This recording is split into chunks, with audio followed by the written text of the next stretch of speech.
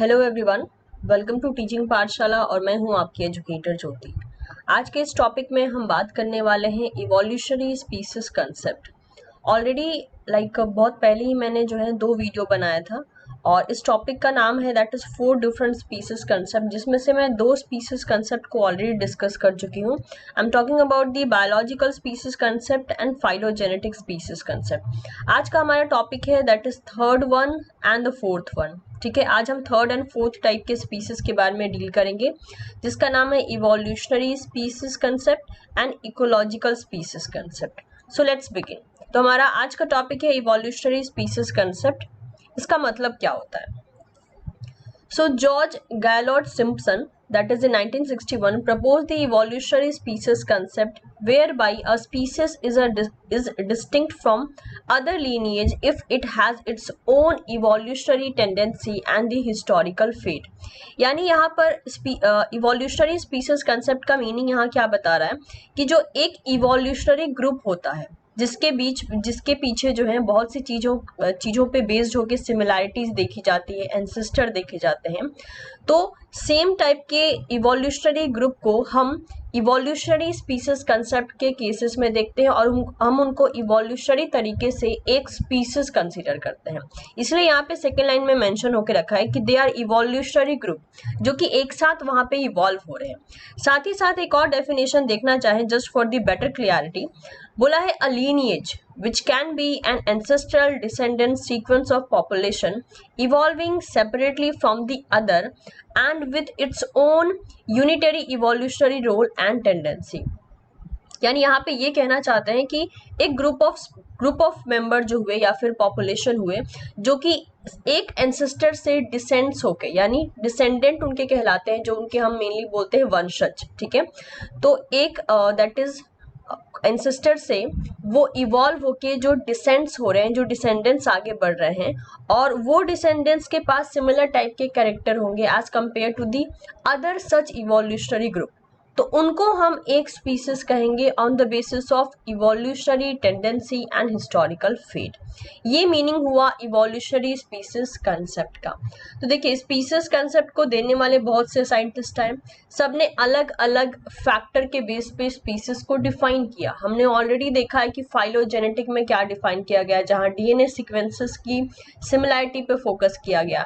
फिर हमने biological species concept देखा था, जहां पे इस बात पे फोकस किया गया कि रिप्रोडक्टिव आइसोलेशन हुआ है या नहीं हुआ है, अगर हो गया है तो वो डिफरेंट स्पीसीज कहलाएंगे। सिमिलरली इवोल्यूशनरी में इस बात पे फोकस किया गया कि एक इवोल्यूशनरी जो ग्रुप होगा, जो एक साथ इवॉल्व होगा फ्रॉम अ सिमिलर एंसेस्टर, उनको हम स्पीसीज कहेंगे on the basis of evolutionary concept. Next आता है हमारे पास फोर्थ हमारा टॉपिक, जिसे हम कहते हैं ecological species concept. What is the meaning of ecological species concept? तो ये होगा हमारा फोर्थ वन। ठीक है, इसके साथ साथ हमने जो है ये 4 टाइप के डिफरेंट स्पीसीज कंसेप्ट को देख लिया।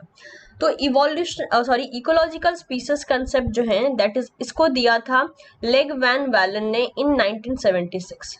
ही proposed the ecological species concept in which each species occupy a distinct ecological niche which is a unique set of habitat requirement।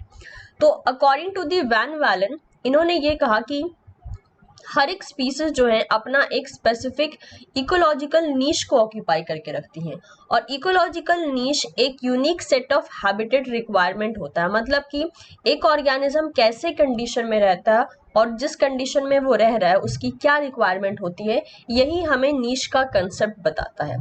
So the competition between the species is likely to result in each individual species occupying a unique नीश।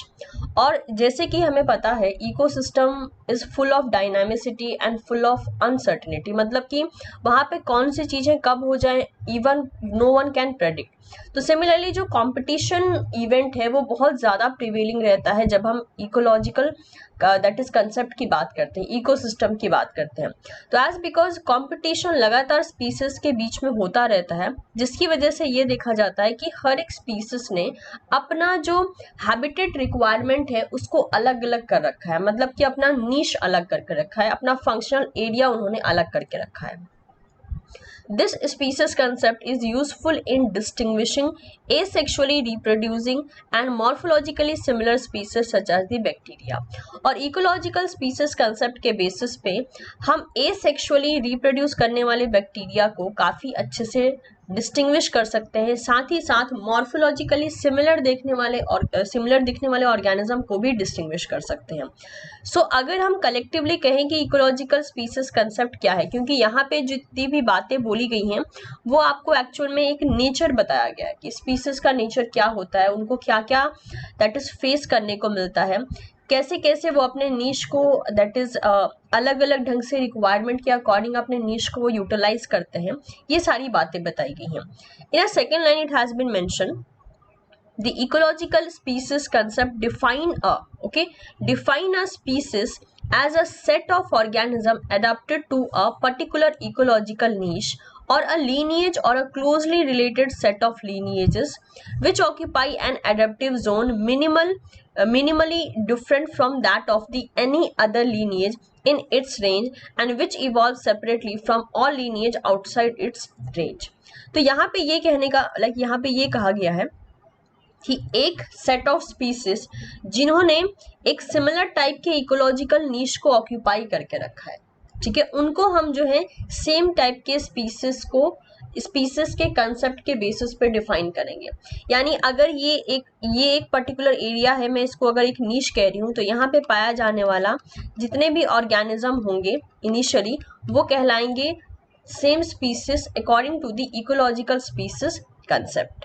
जो species इस niche को occupy करके रखेंगे उनके बीच में जो है minimal difference देखा जाएगा, मतलब डिफरेंस एक ना के बराबर, जिसको कि हम इजीली जो है डिस्टिंग्विश ना कर पाए, तो बहुत ही मिनिमल डिफरेंस देखा जाएगा.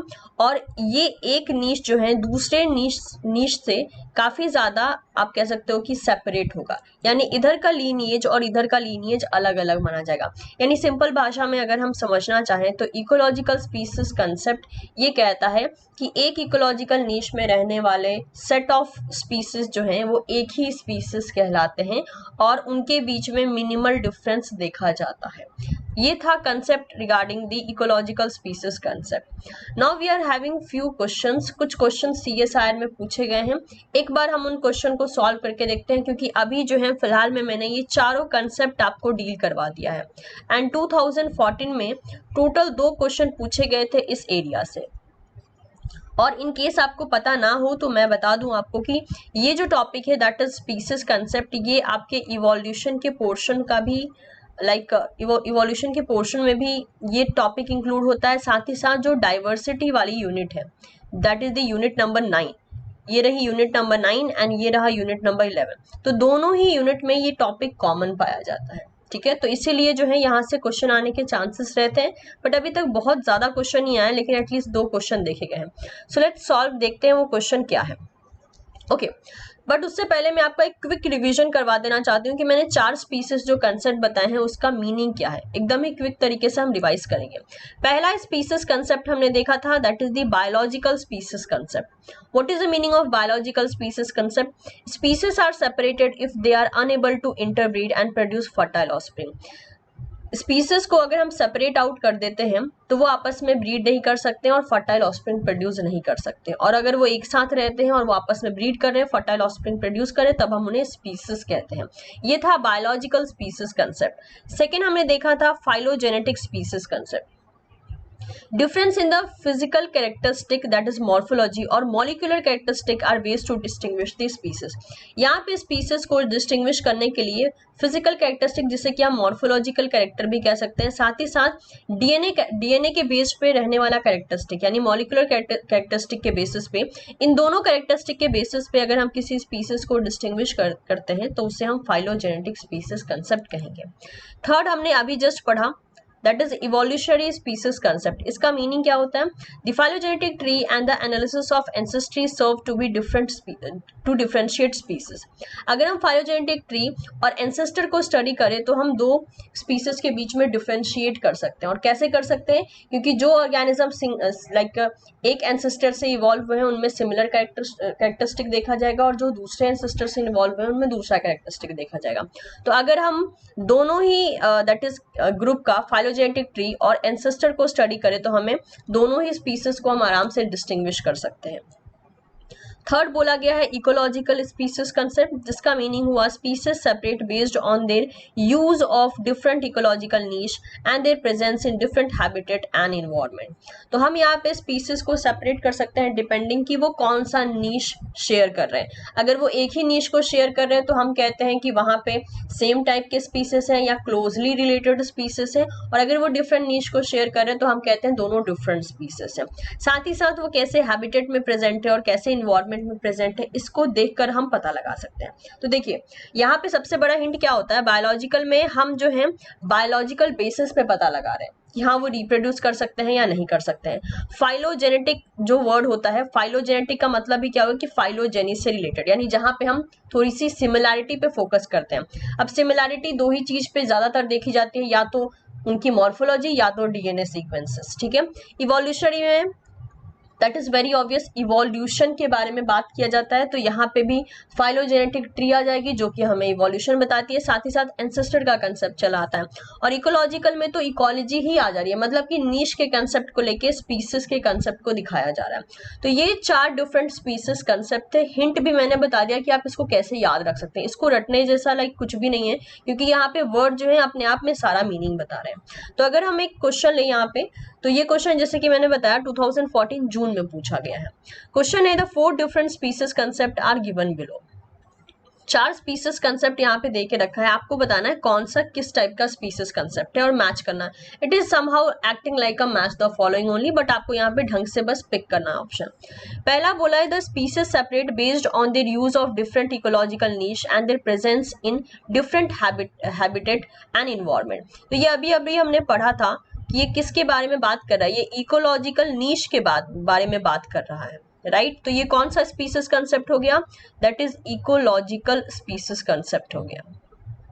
नेक्स्ट बी देखिए, डिफरेंस इन फिजिकल कैरेक्टरिस्टिक और the molecular characteristic are used to distinguish species.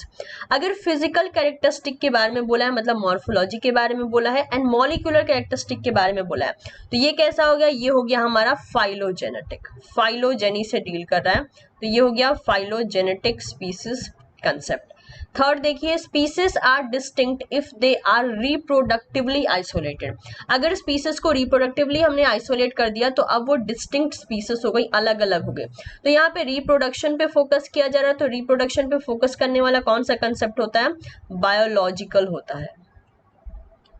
And last is the phylogenetic species, phylogenetic tree and the analysis of ancestry, यानी ancestor के बारे में स्टडी किया जाएगा to distinguish और differentiate the species, जो कि कहलाएगा इवोल्यूशनरी स्पीसीज कंसेप्ट। अब स्टूडेंट क्या करेंगे ना कि देखिए यहाँ पे फाइलोजेनेटिक वर्ड ऐड किया है, तो जिनको पता नहीं होगा वो शायद इस डी वाले को फाइलोजेनेटिक स्पीसीज कंसेप्ट मान लेंगे। लेकिन आपको ये बात भी याद रखना है कि फाइलोजेनेटिक ट्री का स्टडी हम इवोल्यूशन को पता लगाने के लिए करते हैं। साथ ही साथ एंसेस्टर का कंसेप्ट भी हम इवोल्यूशन के केस में ही लेते हैं, that is why it is a evolutionary species concept. अब आप यहाँ से अगर मैच करना चाहें तो सेकेंड ऑप्शन आपका मैच हो जाता है कि ए इकोलॉजिकल है, B phylogenetic, C biological and D is the evolutionary. तो इस ढंग से हमने यहाँ पे क्वेश्चन भी कर लिया। पिछले वीडियो में भी मैंने एक क्वेश्चन करके दिखाया था आपको। अभी तक यहाँ से 2 से 3 क्वेश्चन आए, जिनमें से 2 क्वेश्चन तो मैंने आपको खुद करवा दिया। तो आई होप ये जो लेक्चर था दैट इज टोटल 4 पार्ट में डिवाइडेड था, 3 पार्ट में टोटल डिवाइडेड था। आई होप ये लेक्चर आपके लिए यूजफुल रहा होगा। Thank you so much for watching this video पसंद आया हो तो इसे लाइक जरूर करें, एज वेल एज आप इसे अपने दोस्तों के साथ भी शेयर कर सकते हैं। And don't forget to subscribe teaching Pathshala for further more different videos regarding the CSIR NET। Thank you so much everyone.